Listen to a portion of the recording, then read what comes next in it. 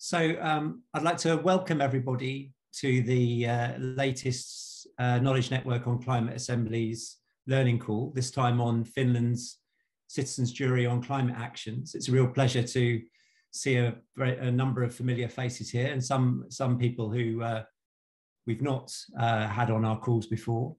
Just to briefly, Knoca, which is, say, the Knowledge Network on Climate Assemblies, was established the middle of last year by the European Climate Foundation.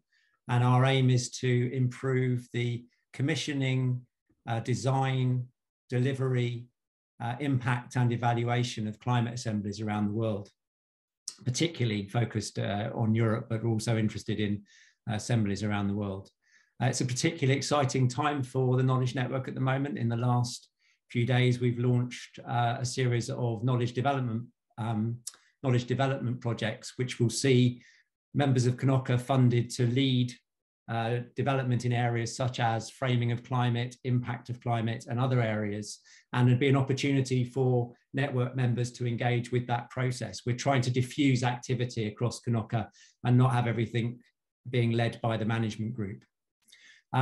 You may also have seen that we have joined the Twitterverse today. This is obviously a very exciting time for the network, and we're also promoting a LinkedIn group with the hope of bringing in some more conversation around these kind of calls, which last longer than these particular events. And if you want to start conversations, that's the place to go. There'll be more information from that as we go on. And we're also really keen on seeing the network expand. We've already got 450 members of the network. We'd like to see more than that. So if you have, I don't know how many we want to see, but we'd like to bring in as many people into the network who are interested. We're going to share with you a 2-pager about what is Knoca, and if you're able to send that to a couple of people that you know over the next few days, that would be wonderful. Anyway, so today's business, we're looking at Finland's Citizens' Jury on Climate Actions. And one of the reasons that we are keen on bringing some attention to this particular initiative is because of some of the differences it has with other national level initiatives. The jury shares similar features with the other assemblies we've talked about on learning calls and are discussed on our website, in that it used a civic lottery. It recruited a randomly selected group of citizens that had similar characteristics to the broader population in terms of age, gender, place of residence, level of education. Those citizens were paid an honorarium to participate. They went through a process of facilitated learning and deliberation, hearing from and questioning experts, and came up with recommendations. So far, so similar. This is exactly the sort of process that we're kind of quite familiar with in the world of climate assemblies. But there are important differences, which I think are particular interest and which I think we'll focus mostly on in this call. The first is its task. So it was actually tasked to assess the fairness and impact of 14 potential measures to be included in the medium-term climate change policy plan that Finland was putting in place. Within that, there are several things which I think are really of interest, should be of interest to us. One is that it was integrated into a planning process. One of the criticisms that often happens of assemblies and other processes is that they don't have a relationship with the decision-making process. Obviously, this is something it shares with the Danish Assembly, which we'll be talking about in another month or so. We'll be doing a learning call on that, but it's a really unusual sort of integration of a deliberative process into the policy planning process. The second difference is that the mini-public, the jury was asked to evaluate policies being proposed by the government. These were proposals that the government was thinking of putting in with its policy plan and wanted to get a view from citizens towards them. And this is unlike the other assemblies which we're familiar with, which were typically asked to generate their own proposals. Of course, the UK one was a bit mixed. Most of the proposals put forward were by experts, but in the main, most of the assemblies we've been looking at have actually had their recommendations generated by the citizens themselves. And the final thing I think, which is of really interest about this task, is that the citizens were tasked with particularly thinking about fairness and thinking about impact. I think one of the things we can maybe talk about on this call is how we shape, how that kind of task shapes the role that citizens can play. The other thing that I think it distinguishes this process, and this may be something which we might want to we will interrogate a bit further, is it was very short. This process was only 3 days. Most of the processes we've been looking at have a number of weekends, and so they're much longer in their impact. So it's a kind of interesting question to think about what you might do with a sort of 3-day process, or whether or not that's just simply too short. But that's something we'll talk about more. The other thing to say is the other reason that we've decided to run this call is because there's very little about the Finnish jury that's been written in English. One of the things we pushed the organisers to do was to generate a English translation of the report, which they have done, and it's actually been published today, literally today. And we want to thank them very much for that, because you are going to be the first people who will see this report. I think Lise is going to drop a link into the chat, if she hasn't done already, with that, so you can access that report. So in a minute, in a second, I'm going to bring a panel of 3 people together. But first, just overview of the nature of the call. As usual, I'm going to talk for about 20 to 30 minutes with people who are involved with the project. Then we're going to bring in 4 invited commentators to come in and make a comment or ask a question of that jury. And then for the last third of the call, we'll open up to a broader conversation with other people. And please do put your questions into the chat. We will be having more we do have other more interactive workshops which we're going to be organising over the coming months, but the learning calls are very much a much, I guess, more traditional structure in terms of us trying to get information out there about these processes. So I would like to invite into this space 3 people who were intimately involved in the process. There are Katarina Hula, who is a doctoral candidate at the University of Turku and a project researcher on the FACTA research project. And she's focusing in her thesis on how mini-publics can advance a just climate transition. She's been the organizer of several deliberative mini-publics in Finland, including this jury that we're going to be talking about today, where she was the principal moderator and was a member of the core planning team. We're also going to be joined by Maija Setälä, who is a professor of political science at the University of Turku. She focuses on democratic theory and on democratic innovations. And she's led the Paolo and FACTA projects, which jointly organized the Citizens' Jury on Climate Action. So Maija's played a really big role in trying to promote deliberative processes within Finland. And we might talk a little bit at some point about why Finland has been a bit slow on the deliberative wave, but we can talk some more about that. And finally, we're joined by Heta Heikkinen. I knew I'd slip up on that. Sorry about that. And she's a senior specialist at the Ministry of the Environment. Her work is connected with the Finnish climate change panel and climate policy more generally. Previously, she was a researcher who specialized in international human rights law and environmental matters like climate change. She is the main contact point, or was the main contact point, for the Citizens' Jury from the ministry itself. So I'm actually going to start with you, Heta, if that's okay. And I'll just ask about why was it that the Citizens' Jury was organised, and how did it fit in with the climate policy planning process? Yes, thank you for the first question, and nice to see you all here. So we have had a lot of activism from the field in climate policy, and there has been a strong demand from the citizens to be able to participate in policy making. And we've been actually doing a lot of different kind of participatory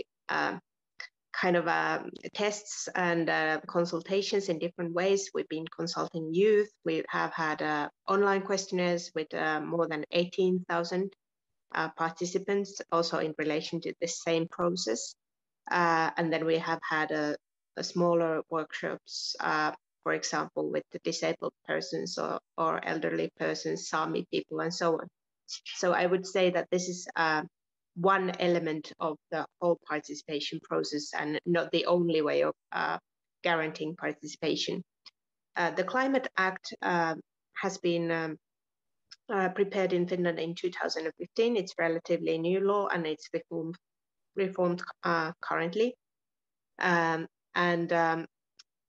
This Climate Act is actually obliging the authorities to guarantee participation in relation to these climate action plans that are regulated by the law.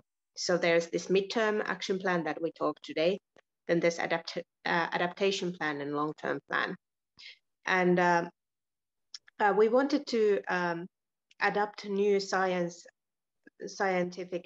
based methods of participation. We have had a major research project such as this one that is led by Maija Setälä, and then a couple of others that are funded by the Strategic Research Fund. And this financing instrument is a bit different to other research finance instruments in Finland, and it requires strong interaction with the public and the government. So we were thinking of how to combine, using our small resources in the government and then taking the scientific solutions in practice. And this was the baseline that we wanted to have a real process with this participation model tested, how it fits there. And so we had this midterm climate action plan. And then one thing that the public have been telling us and the citizens in many other occasions have been that don't ask us solutions of climate. Don't ask us about technology, ask the scientists about these things. What we want is to demand what we want as the citizens. And we want to demand that, some of them want to demand ambitious climate policy, and some of them are saying that do not tax us more than now. So this was the kind of the premises that we were thinking that, okay, there are tensions also among the population, and this method could probably provide us a platform where people would have more time on talking and discussing and getting the background information, because usually they are just, getting the questionnaire and then doing it when they are busy and don't have time for that. So we thought that this is, something to worth on trying. And then we also took this idea that the participants had told us beforehand that they are not expert on climate solutions, but they are expert on what they feel is right or wrong or so on. So we thought that maybe this fairness would be then an angle where they can, use their expertise as citizens, that they don't have to have like extra expertise on these things, but what they think is fair or not. And of course, it's not absolute, and we don't get that kind of things out of it. But we thought still that it's more fair to, provide them kind of a table of content that this is something we thought that we could do, and this could have an influence on your daily life. What do you think about it? Is it fair or not? And then they got the background information and so on. So this was something, and we have been very committed to guarantee that the green transition should be just transition. So this was fitting perfectly also there.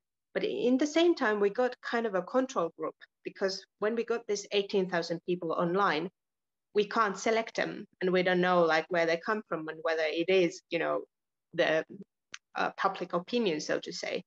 But now when we had this process, we could also compare whether they look in the same line, and actually the results were quite similar with this 18,000 people and this group. But this, I think I stop. No, that's fine. And so just while you're speaking, was there any promise made to the citizens in terms of how the government would respond to their recommendations? Well, the promise is, because the researchers ask us the same thing, what we can say, like if they are, giving their time, what can you promise them? And what we could promise was that we will read them very carefully and take it into account in the process when we are defining the policy measures. And I think this we also did. And then now when we reflect the end result, there are actually those key messages that they were telling us were actually quite much implemented also there.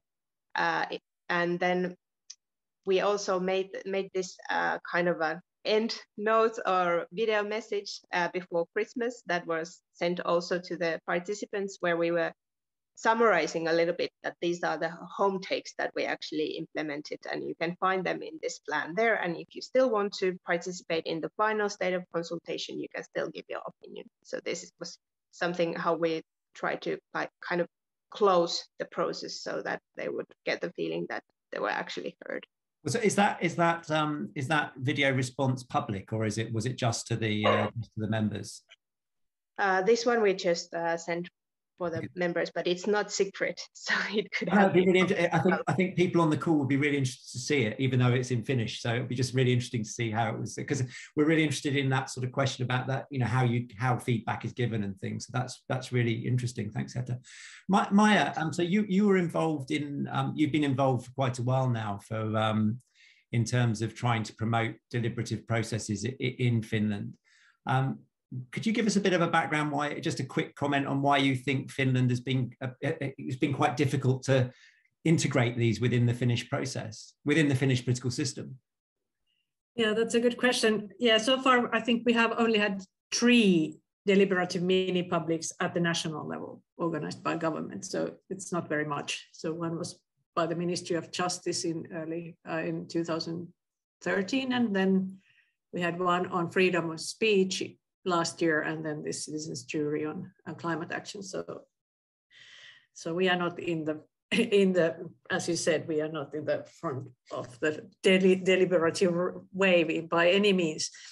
I think there are so many ways of involving citizens in Finland, or civil society in Finland already. So we have kind of routine ways of involving people, or a civil society like, organized civil society, including trade unions and also other organizations. And we have also public hearing methods, like online public hearing methods open to everybody. For example, this proposed draft for this medium-term climate policy plan is now, there was a round of hearings in public. And as you heard, there are also many other ways of engaging people in the preparatory stages of policymaking. So I have the feeling that in the Finnish system, there are so many ways of involving citizens already, and they are used to consult and get advice from the civil society, but also to legitimize policies. So I have the feeling that there's not so much space for any kind of innovative ways of engaging citizens. And I'm not sure if it's good or bad. I think their current ways of engaging citizens are rather elitist in a way, that they only engage people who are very active civil society, activists in civil society, or very much interested in the particular issue. So I think there is a little risk that it's not really inclusive enough. Of course, we have a rather inclusive government with multi-party government, and and also there are kind of targeted hearings for disabled people, minorities, and so forth. But yet they tend to engage activists. Okay, so I mean, we should give you the respect that you're due for trying to push this a different agenda, which I think is great. I understand. So I'll ask you the question I also asked Heta, which is why did you decide that when you designed this that it would be a process where citizens would review government proposals rather than being a process where they actually generated their own proposals? And I understand that you might have been a bit influenced here by the citizen initiative review process that you're familiar with. So why did you go for that kind of design, Maya? Well, I think that was more the task. I think it was more or less debated with the government or with the ministry, and I think there was this interest of having comments or views on particular proposals which were part of or kind of possible parts of the medium-term climate policy plan. Is that right, Heta? I think that was yes, your wish. Yes, and I would say that one of the explaining factors was that we have had many consultations in relation to reform of the Climate Act, and people were giving us a lot of ideas that were not like relevant for the Climate Act. So we didn't want to repeat the situation where people are participating and giving a lot of ideas that we can't really implement in this particular process, especially as this climate action plan has a bit misleading name. So it doesn't cover all the climate action in Finland, but it only covers part of them. And then we have another plan, and actually we have plenty of other plans that are regulating and defining other policy measures. So we didn't want to have a process where they would have given us really nice ideas that we could not have implemented because of the EU regulation and the scope for the plan defined by the law. So because that's also frustrating to participate, and then we are just saying that we have nice ideas, but we can't take them into account in this process. That's very fair. So Hedda, how did you decide which policies you would actually put to the jury?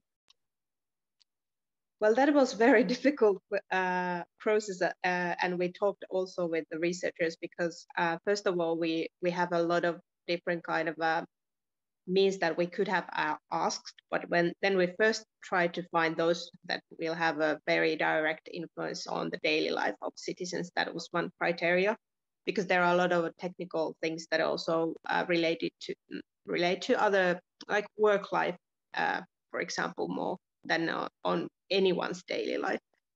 And then we thought that there are a lot of also areas that are difficult to understand, maybe, or that are more marginal, like oil heated housing or something could be. It's only 2,100 people in Finland, and might be that there would have been no one living in that kind of house when we made the selection.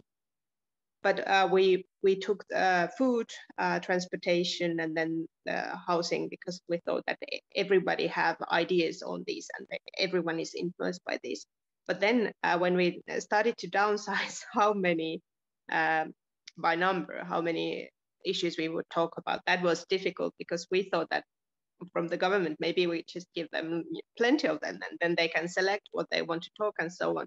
But then in the same time, we kind of had pressure with time-wise, and then I think we had a lot of deep and good discussions with the researchers, how many would be reasonable amount people to kind of get background information and to form kind of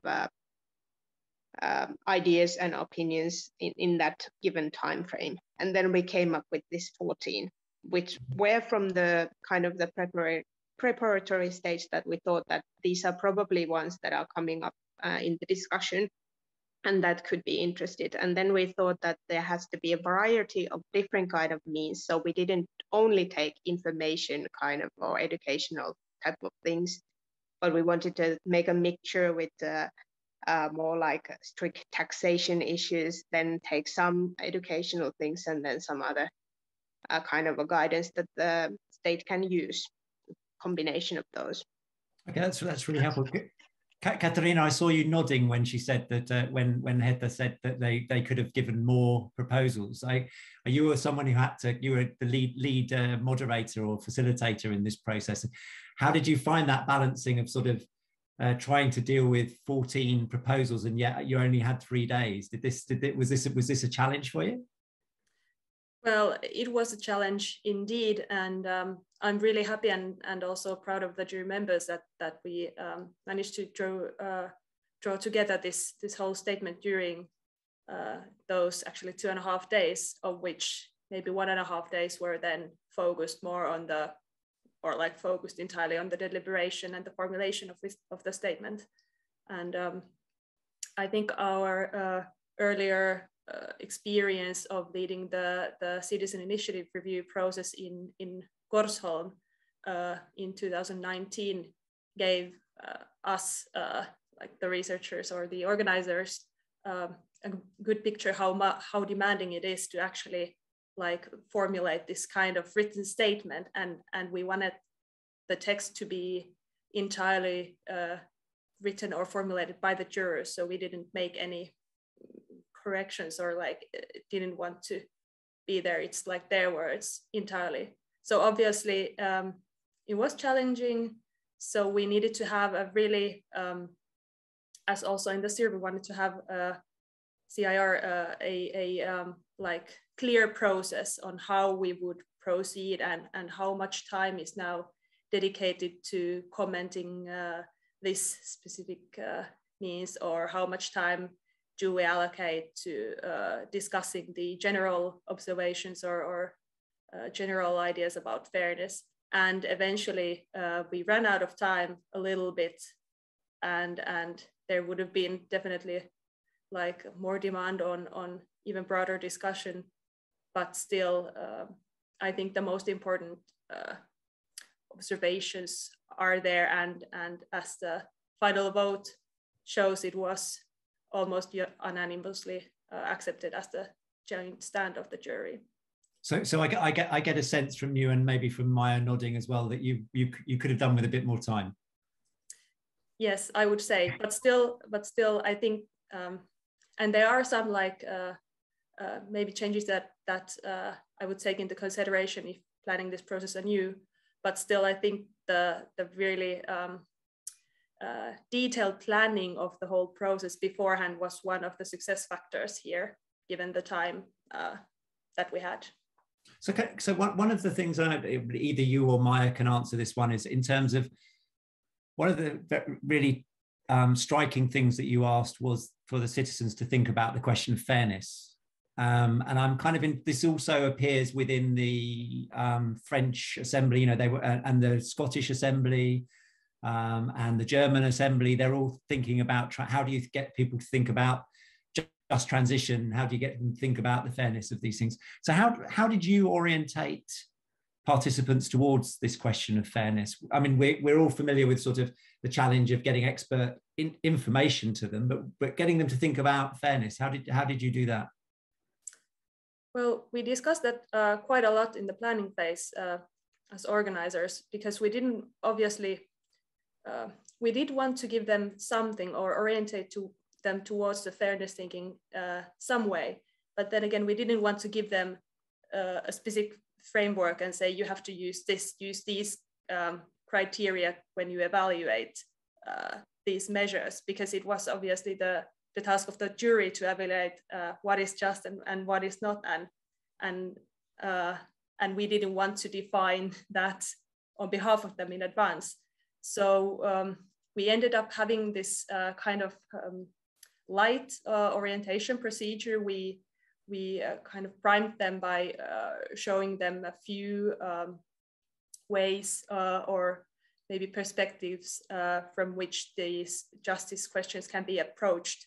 I mean, we can talk about distributive justice, procedural justice, recognition. We used this one report made by the Finnish climate panel that dealt with social justice questions as like the baseline, and introduced them these different perspectives to them really briefly. And then what we asked them to do is to actually, in the Zoom meeting, in the orientation phase, to fill in 2 sentences in the chat so everybody could see what was written. And these sentences were, now I have to read from the report, climate actions related to consumers are unfair if they, and for the climate actions related to consumers to be fair, they should. So they could reflect that from their own perspective with this written assignment, and then reflect on what others wrote.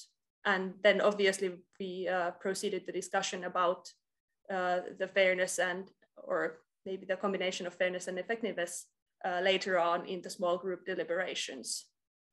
Okay, that's really interesting.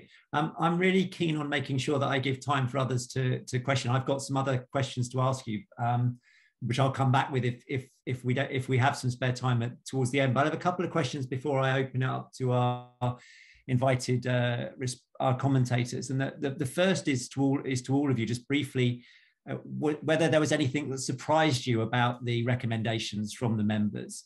One of the reasons I say that is because most of the assemblies that ask participants to suggest proposals put forward quite strong proposals. And what's interesting is some of the strong proposals from government, there's a bit of sort of a negative response to those from within the assembly. So I'm kind of interested to you about what struck you most about the recommendations. So Maya, can I ask you first? Okay, yes, I agree that there was probably a bit reverse order in here, because we have a rather ambitious climate policy already, and I guess it is probably something that raises objections in a country like Finland, which is a big country and gas prices are super high already and all that. But I think, in a way, I would say that there were a lot of disagreements in the jury, as you can imagine, that it could see the kind of conflict lines there. And I think it was probably a bit surprising that people were so much worried about taxes and everything, and there were a lot of discussion of taxes. And maybe those who were really promoting more radical policies, climate policies, felt a bit kind of outside from this conversation, and were a bit frustrated. And therefore we also have these two dissenting remarks by the participants. But I think, well, given the task of the jury, I think it was kind of prompted to think about the kind of social justice within Finland. So I think it makes sense. I think that's fair. Is there anything, Katrina, is there anything that surprised you, about the recommendations?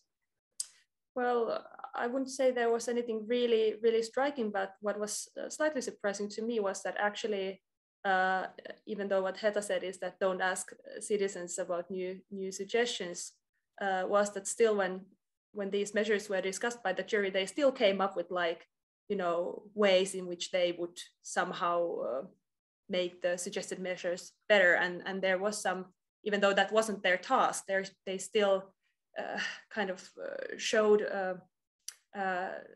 willingness to somehow contribute to realization of the goals, and were thinking that from their perspective, and maybe, I don't know, maybe some of these ideas, not just comments on the realization of the measures themselves. No, I found that quite striking. Taken into account, but yeah, I found that quite striking that they actually wanted to use the opportunity to say, actually, we think you could do this. I think that was really interesting. Heta, is there anything that particularly was surprising or striking for you about the recommendations? Well, I think what was slightly surprising was how much the recommendations were in line with the results of the big consultation that we had with these 18,000 people. They were almost identical. So that was surprising, because we thought that maybe with the online consultation, there will be only those who are very active ones in one way or another. But then with this way of selecting these people would, probably make the results looking different, especially as they got the background information and so on. But now we maybe got the reasoning side, more like why the result showed with the big data the same as here, that they were able to also show this background ideas more than we had before. Okay, that's really great. Thank you so much. I've got a couple of other questions for you, which I'm going to bring up at the end, but I'm going to just invite Jana Sovali in. She's a research scientist at the Natural Resources Institute Finland at the Helsinki office, and she's worked with the Finnish Prime Minister's office, particularly drafting the first national long-term climate and energy foresight report. She was one of the observers at the citizens' jury, which means she has this particular insight that I don't have. So, Jana, I don't know if you want to make a comment or ask a question of the panel, but I'm going to be quite ruthless on time because we're tight. But the floor is yours, Jana. Okay, thank you, Graham, for inviting me. And yes, I was observing this panel, and there was actually 2 points that I was thinking of raising.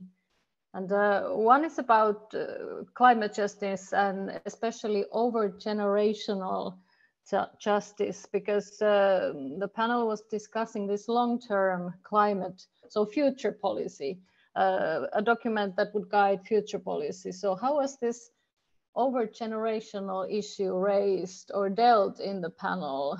Because I remember from the discussions that the panelists were mostly kind of bringing their worries of today into the discussion. So how about the worries of the future generations or our children? So could you maybe comment on that point? And what was the second one, Jana? Let's do both. We'll get both. Oh yeah, the second one was actually what Maija was mentioning also about these disagreements and conflicts, because there was opposing comments to the actual joint declaration. So I was wondering that, and they were about this traffic and taxation issue. So how did you deal with those in this, when this panel was discussing, and what happened to those oppositions, and was that somehow weakening actually the whole basis of the process, and how do you see this issue? Thank you. So I don't know which one of you wanted to take which one. Maija, do you want to talk about the future generations? Yes, we didn't have any specific kind of way of prompting that kind of thinking among the jurors. So we were not directing the discussion. Maybe we could have, but I think that there were a lot of discussion on that topic in the experts hearings. So I think actually the experts brought up this issue quite a bit, I think. So, but I think maybe eventually the discussion went a bit too much towards, well, I think it was more or less maybe ignored eventually in the discussion of more kind of current day social justice within Finland. And that may have been a kind of bit of disappointment for us who believe that deliberative processes can create this kind of long-term thinking. But I suppose one of the things that we're going to be doing over the next few months in Knoca actually is to think about how you do that, how you help develop that kind of orientation, engage, because there's quite a lot of stuff working in future studies which we could be integrating within the work we do here. So I think that's a watch this space. I think it'll be really interesting, Jana, to bring you in when we start to do that. Katarina, did you want to respond to the question about how did you deal with the dissent? Yes, and if I can just, before answering that shortly, add to what Maija said, is that actually future generations were mentioned in the final statement by the jury, so they were brought up there eventually, and I remember that being a suggested addition to the text at some point towards the end of the conversation. So there were members who felt that it's important to state that we should take the future generations into account and be responsible, even if we don't want the burden to be unequally shared by the current generations, and lots of attention were paid to the current generations. So it was present there, even though it wasn't as underlined as the current worries.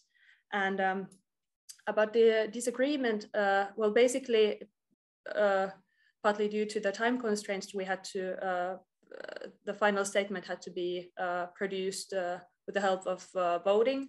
So we used the Zoom voting or polling function when different proposals or additions to the text were made.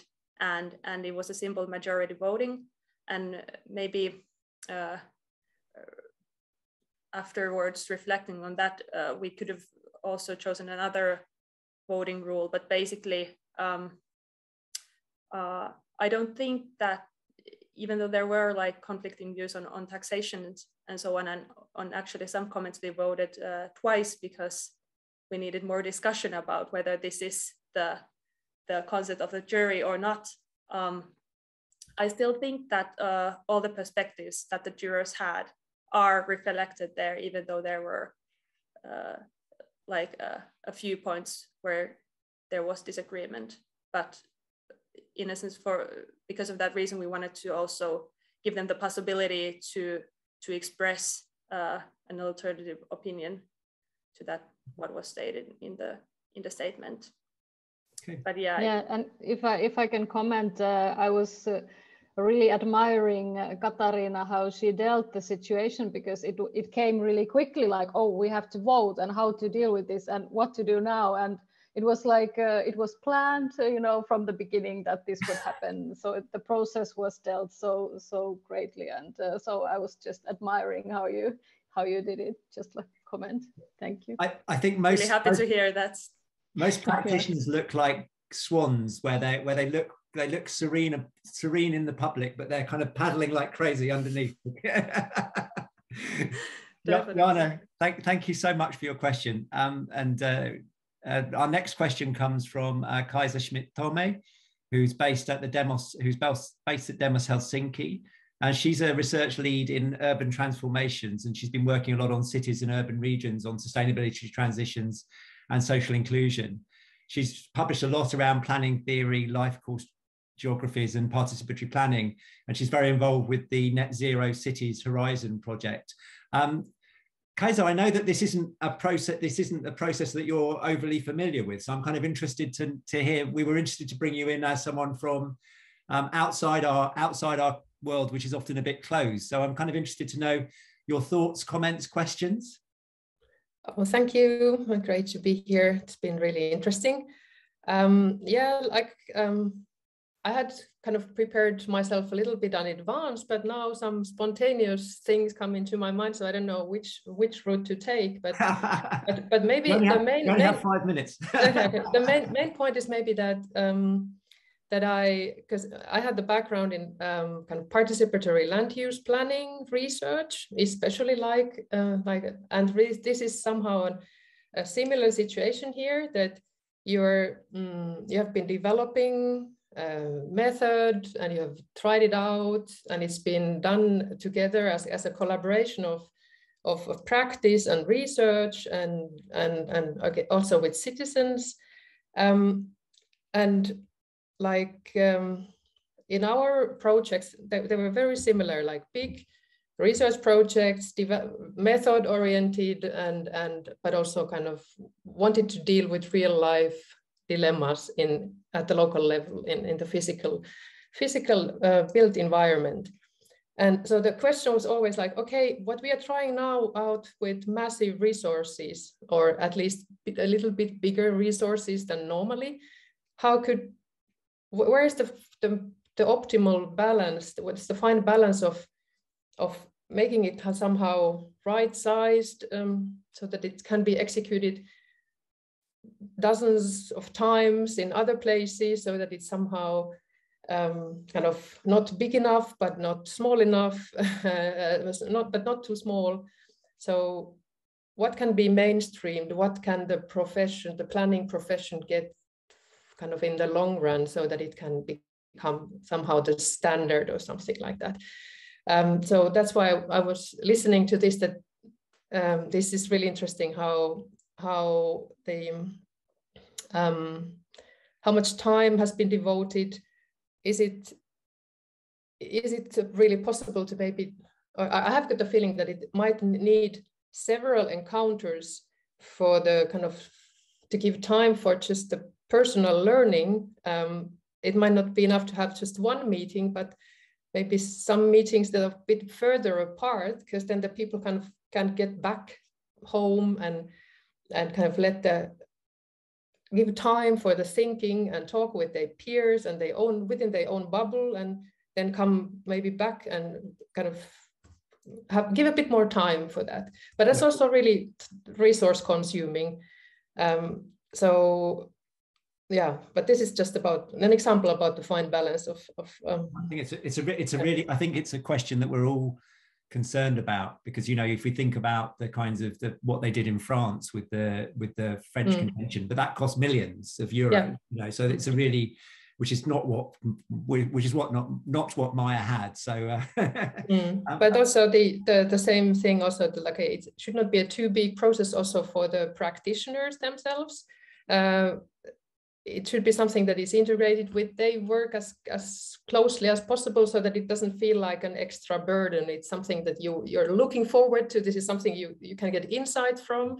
You can get also maybe public acceptance, but mostly you get support, you get advice, and so on.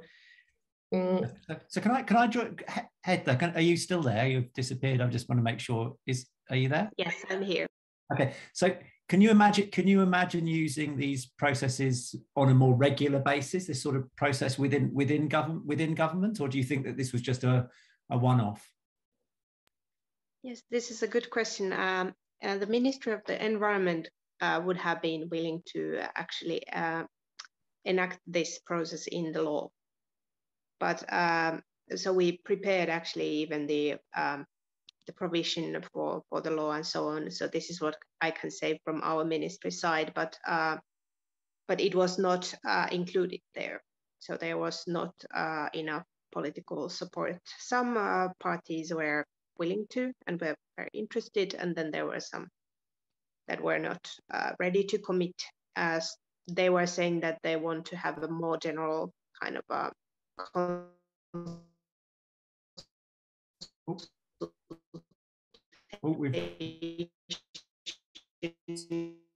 Sorry, Hetta, your reception's a bit poor. I think the government might be trying to stop you from saying something which you're not allowed to say.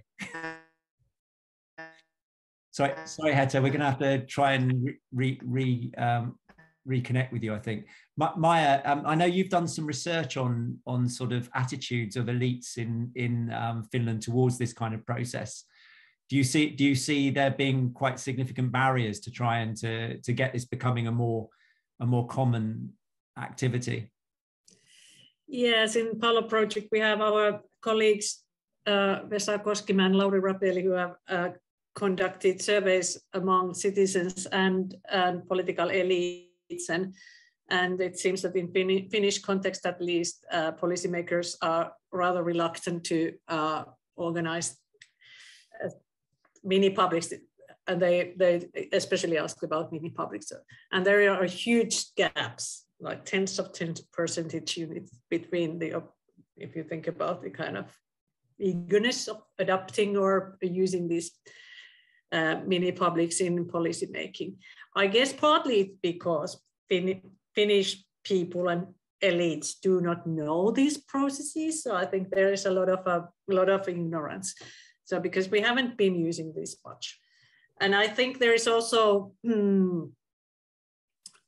I guess people are kind of into engaging people, but in kind of conventional ways, and also, as I already told you, all kinds of participatory processes.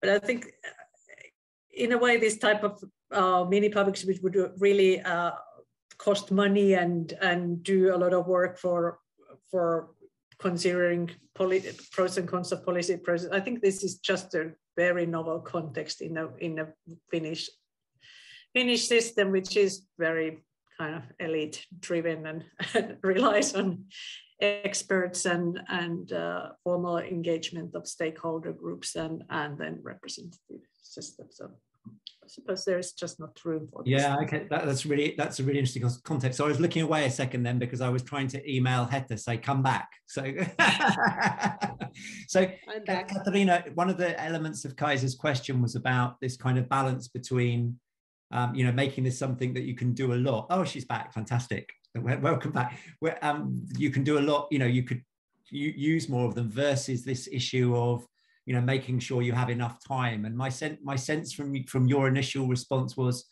you felt for this process to really be embedded, you really need more time. You can't be having these kind of shorter processes. Is that, and that sort of speaks to what Kaiser was talking about needing more time for reflection. Well, I wouldn't say necessarily. I mean, you can do a lot in 2.5 days, and I think, and we had we limited the scope of the scope of this jury was quite limited. But it could have been even more specific to allow for even more specific discussion on a given topic. But okay. and like climate measures, it's quite broad, even if you limit it to 14 different measures concerning consumers only. But yeah, regarding Kaisa's comments on the like resource use and time for reflection, there has been our colleagues, for example, have suggested that one solution to this could be the standing panels, for example, acting 4 years, or in a way, German-speaking Belgium, Ostbelgian model kind of way, which would obviously like lower the cost for a single deliberating on a single question if the people would be the same throughout several years or several months. But setting that up obviously takes resources. Yeah, no, I mean, the most recent place, actually, Paris has just put in a permanent assembly as well, actually, where people stay for about a year. So, Kaisa, thanks so much for your contribution. That was really great. I'm really aware of time, but the next two colleagues are Lynne Davis and Pete Bryant. So, Lynne, I don't know if Lynne can come in, works from Healthy Democracy's program. He coordinates Healthy Democracy's complex public processes, trains its facilitation teams, and consults on deliberative processes in the US. And he's been with Healthy Democracy since 2016. And he might not want to accept responsibility, but he's partially responsible for the structure of this, because Healthy Democracy use the citizen initiative review process, where they use a panel to review proposals that come from citizen initiatives. And I know that Maya has been very influenced by that. So Lynne, I'm going to push you on terms of time, but if you've got a comment or a stroke question for the panel, that would be great. Totally. Thanks so much, Graham and Maya and Katarina. It's so nice to see you again after a little while. I certainly do not accept credit for any of this, but it's really cool to see some of the elements of the CIR that come through. For example, your sort of dependence on the panel to write all of its own content, which is wonderful and very much a CIR kind of thing as well. My question was just really simply, what did you take from that process, and what was really different and you had to sort of make up from something new? And we've been through the same kind of process the last few years. Actually, since we've last talked, we've done a lot more projects that are not just producing information, but rather a more open-ended or evaluating alternatives kind of traditional citizen jury. And there are certainly elements that translate and things that don't. And just as a more specific question, I was wondering if you could talk a little bit about how information coming into the panel was evaluated, and if you saw similarities to how that worked in the CIR, or if that was really different, and likewise, sort of related, how members of the jury felt about the sort of legitimacy of the panel as well. I mean, in Kursholm, it was such a sort of a very sort of a tense political situation, and this is much more diffuse in a way. It's across the whole country, and so I wondered but it also is an issue that people care very much about and everyone knows something about. So I wonder if you could address those 2 points. Maya, did you want to respond initially on that? Well, yeah, that's a tricky thing. I think the idea of evaluating arguments, I think that was really the kind of a baseline what we have really learned from you and the Healthy Democracy processes. So I think the idea of how to do that in a kind of short period of time, in a way that everybody in the group can agree with the kind of text eventually. Of course, we had even less time this time, and really Zoom environment also. So it was even more challenging, than Kursholm, which was challenging enough. But I think, of course, Zoom environment probably was the biggest, well, I'm not responding to your question now, but I think that was a biggest difference. And I think that limited our ability to adopt or apply the CII process this time. What else? Of course, the criteria for evaluating arguments or kind of proposals were different. They were more they were not so much about knowledge. It was more about kind of fairness and effectiveness. So I think there were a bit different type of criteria, but I think in a way the kind of thinking of that you have a kind of pre-established criteria which you use in the deliberative or ask people to apply in the deliberative process. So I think that was something we could adapt from the CIR process. Maybe Katarina wants to go on. Yeah, just to ask Lynne, when you talked about the information evaluation, you referred to how the panelists assess the information they are given.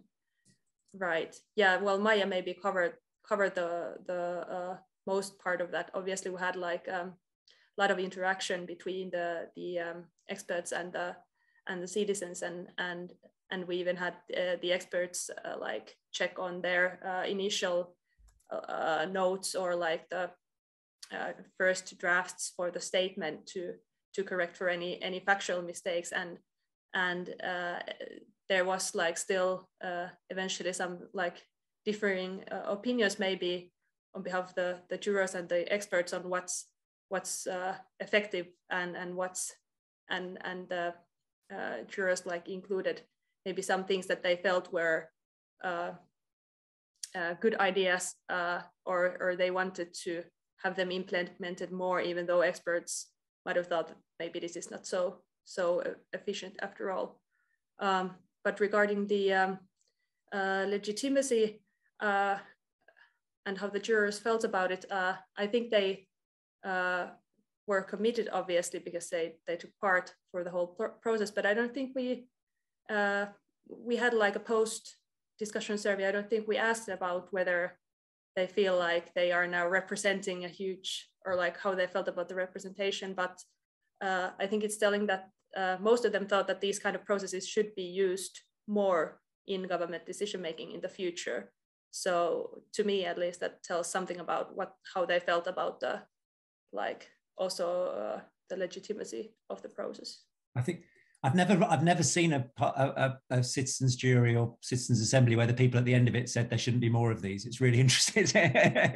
Thanks so much, Lynne. Thanks for your contribution, your question. And the last person I'm inviting in is Pete Bryant. Pete's Director of Shared Futures in the UK, and he specialises in citizens assemblies and juries. He's been working in this for about 35 years, but he's run five deliberative processes, citizens juries or climate assemblies in the UK.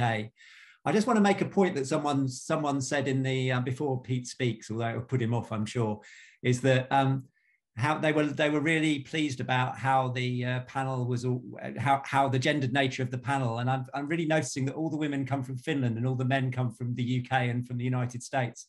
And I think that says something about geopolitical politics, but geopolitiks. But there we go. So I couldn't possibly comment, Graham. so Pete, what's your? I know you've got a lot of citizens jury practice, and I think you have some concerns that people may go away thinking this is the only way that citizens juries work. Am I right? Hi everyone. Thanks, Graham. First of all, I wanted to say how interesting I thought that was, and how important it is that we innovate and explore different ways of using deliberative processes. And so it's great to see a deliberative process that's being integrated into the policy planning process. So thank you very much, Katarina, Maija, and Hetta. I wanted to offer a bit of a challenge, and please take this in the right way, and that is that God knows there's enough to challenge us on the way that we've been running our juries. But I just wanted to ask about one concern I have, and that is that at the end of this process, so the government can take away the conclusions of the jury and feel like, yeah, okay, we're good here. We can forge on. We've got the kind of approval from a deliberative process, and great that we can make a few changes, but we can crack on. And I worry about the process in terms of framing and length and oversight, which might mean that actually the government ends up with some false security about where they've got to. So I think I think it's so my question is, you'll be pleased to know, my question is it possible to have deliberation in such a short period of time? So deliberation for me is about considering multiple points of view from people outside the process, from crucially from within the process. It means agreeing, it means disagreeing, it means arguing, it means attempting consensus. And I think we need to give really a lot of time for that to be able to happen. And I think if we don't give them that time and we frame it in a certain way, it means that they're unable, or it makes it difficult maybe for them to question some things like, for example, the notion of growth, economic growth, or targets 2030, 2050 earlier, long-term thinking or whatever. And I also worry that the outcome at the end, it needs to be influenced by an oversight group. And please butt in if you had this and correct me. But I think it's really important to have like a wide range of stakeholders that can check the robustness and the balance, so that we need Extinction Rebellion around the table. We need and their equivalents to say, no, you need to also be considering this angle and that angle, not just what the government is saying the policies should be. I'm sorry, I went on far too long. No, it's fine. It's really important, Pete. And I think part of this is, as well as us recognizing that this was a kind of like a pilot, an early project in the development, but there's a danger of which has happened in the UK with pilot projects we've had where they just get replicated. And so there is that, and I'm responsible for some of that, and I apologise occasionally for it. So Maya, that's a big question about whether or not you really can do deliberation in that time, or whether you can really achieve that. What do you think? Well, I agree that the time there should have been more time for this jury and maybe even a bit different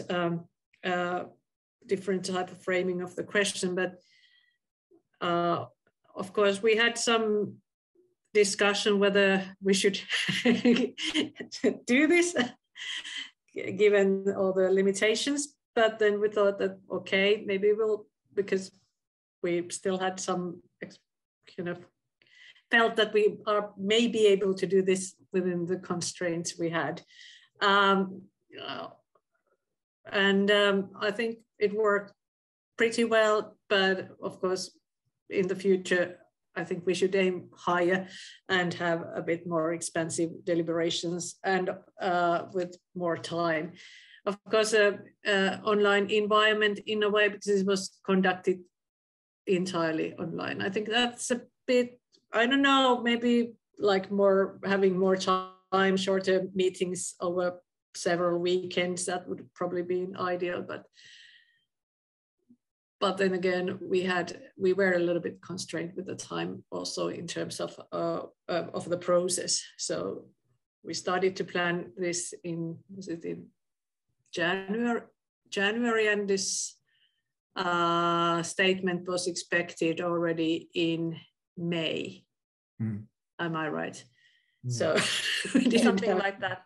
Yeah, and in the meantime, we had to recruit people and everything. So Heta, how do you respond to that from government side? Do you recognise the danger that Pete's suggesting, that you might just get reinforcements of things that you're already thinking rather than actually having challenge? I don't know whether you can hear me now. Yeah. Is this functioning? Yes. Well, we actually have different forums for discussing, and we also have this roundtable for just transition that involves 20 different kind of stakeholders, and they are having constant dialogue for 4 years' time, almost every six week. And then we have also like a dialogue, for instance, with the youth from Extinction Rebellion. They might just ask an audience to talk with us, and then they can meet our minister and a couple of civil servants quite easily, anyone who asks. We are a small nation, so it's not exceptional that we are doing these meetings and talking with the people from the activist side as well. So I think this is, this would be a problem if this would be the only way of participation, and we wouldn't, have these other dialogues or forums at all. But now, when I think that we have several ways of interacting, and those people even have an obligation to answer all the citizen letters that we receive in 2 weeks' time, and this is what we do. So I'm not that worried that we wouldn't, interact as far as people want to interact, and those people who are very active interact a lot. But then there are plenty of people who we don't interact at all, and these people were maybe represented more in this panel than in our kind of how would I say, normal stakeholders who really are knocking our doors and attending all the open consultations that we have. And there we have these activists, for instance, represented a lot, but also industries. We have also researchers. We have separately the climate change panel. And what I might want to remind you here is that, of course, the government is not doing exactly what the citizens are asked, like only based on that, but we have this scientific basis as well. And we have the climate change panel giving their independent scientific advice. And then we also have the nature science panel, which is also independent. We have our scientific panel on sustainable development. And all of these 3 scientific panels are also giving their advices what to do. And this is somehow balancing between different kind of and different forms of information. We have information from the citizens, from the science, and then we have the political side trying to, find compromises. So maybe I think this is kind of a constant dialogue and process where we try to balance different interests, different scientific basis also, because even the science is not having just one voice, but depends on the science what you ask. Now we're talking about social sciences, but then if you would have the natural scientists, they would probably say something else, that don't listen to the people, but look at our numbers here. So it's a constant balancing. Katarina, I'm suspecting that you're quite sympathetic to Pete's comments. Well, yeah, I mean, in an ideal world, this kind of deliberative citizen jury as part of policymaking process would be much longer. It would have some kind of an oversight role as well. I mean, it would be incredible if instead of just 14 measures, the jury could evaluate a draft of the whole document and have like public hearings from say industry and Extinction Rebellion. And we were also thinking about or talking about that it would be nice to have more varied input to the jury than just the expert hearings. But as mentioned, there were time constraints. But what I think I mean, I have to say that in this case, it's probably not the easiest task for the government to just adjust a little bit something based on the citizen output, because the output was quite critical eventually, or it was quite demanding, let's say so, and which reflects or is reflected in the fact that the statement was in line with the broader 18,000 people survey. And what I think the greatest value here is that it is kind of a reality check. I mean, there is a real risk that the gap between the decision makers and scientists and interest groups who are really involved in these processes, and then the rest of us or the rest of citizens, it grows so big that kind of the decision makers and politicians lose touch about what are really the worries of a big bunch of people. So I think this will help them in addressing these most fundamental concerns that were communicated through the statement. Okay. Pete, thanks for the question. I know you'd like to come back, but I'm already being abused by my colleagues on the chat about running out of time. And I wanted to bring Lynne in because we want to reflect some of the questions that have been going on in the chat. And Lise, I don't know whether you'd be able to summarize, and I really apologize to people that we run on. I think the conversations that we've been having have been really interesting. I would do because I've been involved in them. But Lise, do you want to sort of summarize the sorts of variety of questions and thoughts? It's always a terrible thing to ask you to do, but someone has to do it. Yeah, I don't know what I did in my previous lives to end up doing that every time, but no, thanks for the many questions. So I've tried to aggregate and maybe pinpoint who could answer to what. So we've had a couple of questions regarding facilitation and also the kind of evidence that was brought to the participants. So maybe for Katarina, there was a question from Larry Karainen, sorry, who was asking whether if there are guidelines for what are the good facilitation tip, or how to make sure this is quality facilitation in that kind of process. Maybe I don't want to ask you a whole guide here, but if you had to choose one or two things that to you are key facilitation tips for those processes, maybe that could be useful. I'm going to go through that list and then you reply to whatever you want to reply. Then there is always this issue of what kind of evidence is presented to the members. And Graham has already answered that it was made clear that those were proposals from the government that were presented to the participants. But in terms of trying to inform them about the climate emergency, etc., or giving them a broader global perspective as to what are Finland's carbon emission in the world and its historical responsibility, etc. Was there anything that was given there? And connected to that question is always the fact that do you give space to the participants to address and share larger messages as to not only those proposals, but structural changes to the economic system, etc. Was it something that was given here or that the participants wanted to tackle but could not do due to the framing?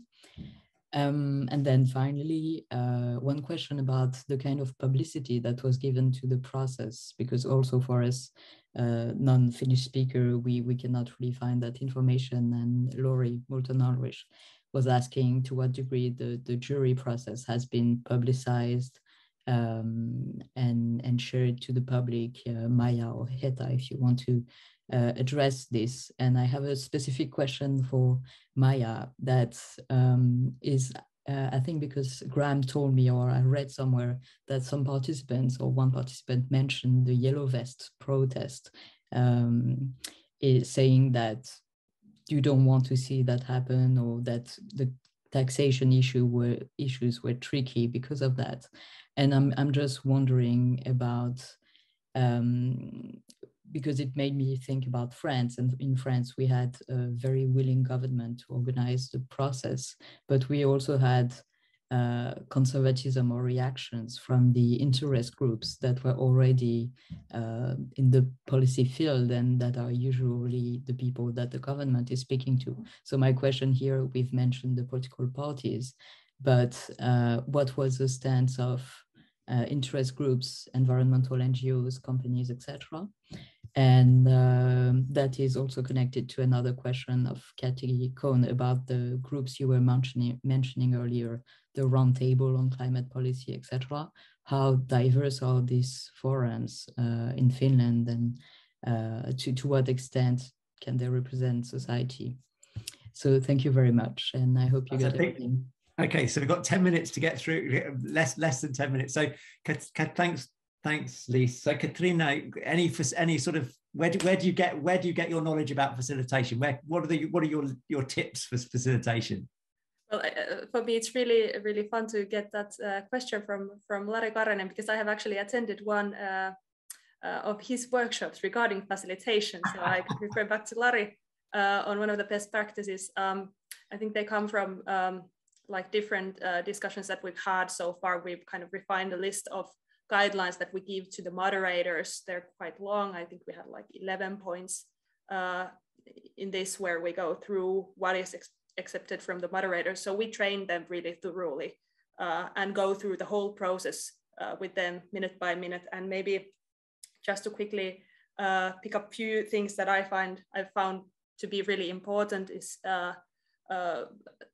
things such as asking open questions, being impartial is very important, and then activation of everyone in the group. So going like rounds, asking everyone's opinions, and so on.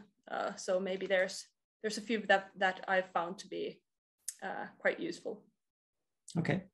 And Katarina, Laura's asking about whether there are any good guides out there that you've been using, you know, kind of from other people. So if there are any particular guidance that you've been using, do stick it into the chat so that people can borrow it. And while we've got you on there, this issue about evidence was asked about. How did you ensure a kind of range of different positions from the people giving evidence? They were like we had this. Structuration of transport, housing and food. So we selected, or like we got some recommendations about potential researchers. They were mostly researchers, or actually all of these like subject experts were researchers who would like be there commenting. And then we had one official from the Ministry of Environment. So they were from different institutions. And I think that was kind of our check on the diversity of perspective in this case. But as said, were researchers actually asked to offer contrasting perspectives in their presentations, or were they articulating a particular perspective? Well, they actually didn't give any presentations, but it was all based on the questions formulated by the jurors. So in that sense, we like introduced the experts, and then it was up to the jurors to decide what they wanted to know. And I think this contributes somewhat to like this information given to being really like relevant and not being awfully biased to some direction or another. I don't think we gave them any specific advice on that front. Maya can correct me if I. And Maya, one of the issues that was brought up, and I think we might have answered this, was about whether there was space for the members to generate their thoughts on other issues beyond the 14 recommendations. My sense is that in this initiative, that space wasn't particularly available, apart from a general statement they made at the start. Is that right? Yes, that's right. We thought about that while planning where would we put in this in the whole agenda, give them possibility to, for example, suggest new measures or something like that, but we simply didn't have time for that, I think. Okay. Well, I think that's really honest. It's really good. And Maya and Hedda, I'm going to ask you about this issue of sort of publicity about, you know, is there much knowledge about this jury? How have different interest groups responded to its existence? So Maya, have you? I know you're trying to get people to understand about this in Finland, but you're fighting a battle. Yes, well, we had some we were kind of very open about it, and we had press releases and everything. So we tried to kind of inform the public about what was going on. It didn't get huge public interest. Well, there was also governmental crisis at the moment when this was, so the government was about to fall apart at the moment. So that kind of stole our... Does not help. Does not help. That didn't really help. But there was some interest, especially from some organizations like the Motorist Association and the Extinction Rebellion. So they were very keen about interested about the jury. And I think that was great, but otherwise I think it didn't gain so much attention, but maybe we blame the governmental crisis. Blame the government on that one. And Hedda, you've kind of talked about this, and Maya has as well, about this sort of infrastructure of different interest groups that you've got, and round tables and various things. I guess, especially from this group who's probably on this call, there's still this concern that, and maybe it's something that Maya has mentioned as well, that these are kind of special interests, very often professional bodies, elite bodies, and that you're still not getting that. And this goes back to Pete's question, I guess. You're not getting that kind of deliberative voice of citizens through that. You're getting lots of different organized interests, but there's something that this process could bring that it doesn't come through this big infrastructure that you have. Do you recognize that, or are you happy to defend the Finnish system as it exists? I'm not defending the system. I'm just trying to say that we are trying to use different methods. Like seriously, in the past 2 weeks, I've been talking with 50 elderly people from 6 different cities, plus 70 years, talking about climate policy and how it impacts their lives. And they had actually really concrete examples that were very useful for the impact assessment. In addition, I also talked with the disability councils from six cities. And this is only within this 2 weeks.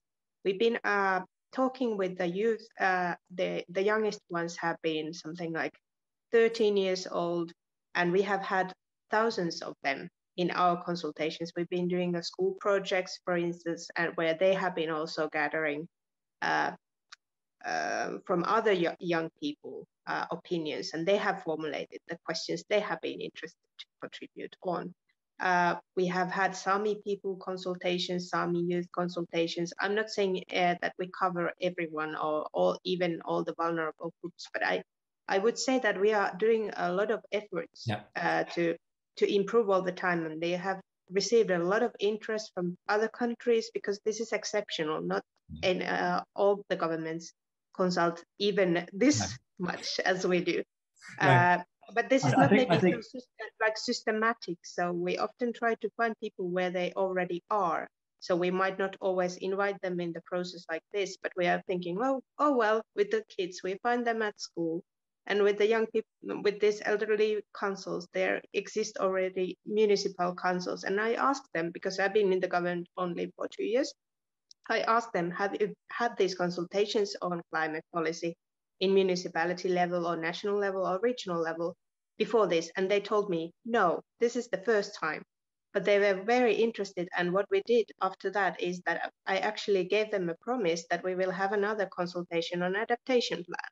Mm. So it's not only this one time that we consult with the elderly or the disabled people, but we continue with the same people with another process.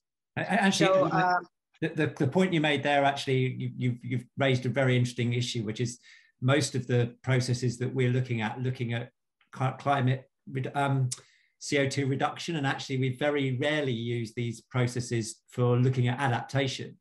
And I think that's really, for a real challenge for this community of practice to actually be focused as much on adaptation as we are on mitigation. Look, I'm really sorry, but I could keep this conversation going for ages. It's been really, you've been really open, which has been great, and we've really learned a lot, and it's been a challenging conversation at times. But I think it's really interesting for us to not just look at these processes that look like the processes we've seen before, but actually look at some processes which are actually using deliberative techniques in a different way, and seeing the way that this is integrated within a planning process, I think is really, really important. And raising this question about evaluating government proposals, again, I think is really interesting. So I want to thank you, all three of you, for being so open. I'd like to thank everyone who's the four commentators. I want to apologise to the wider audience for not being able to get through more of your questions. So thank you very much to the panel, to all three of you.